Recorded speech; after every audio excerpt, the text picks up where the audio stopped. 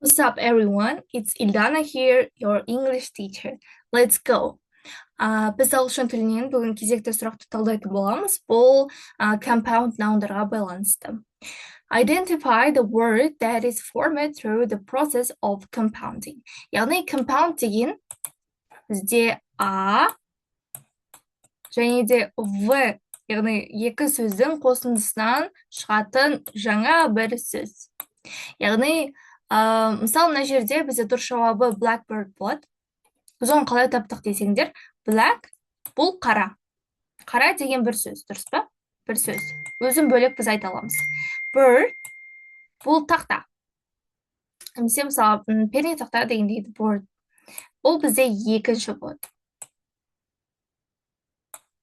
Ал енді blackbird деген бұл бізде жаңа сөз. Бұл кәдімгі тақта деген сөзді білдіреді. Мысалы, мектепте бізде тақта бар ғой, сол тақта деген сөзді білдіретін сөз бұл жаңа сөз.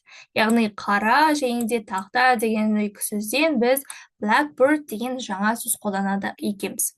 Жалпы compounding is a word forming process where two separate words are joined together to create a brand new word with a new meaning. Яғни екі сөз қосылып, жаңа басқа бір мағынаны білдіретін үшінші сөзді құрайды екен. Бұл жерде бізде quick дұрыс болмайды, бұл жағанақ бір сөз.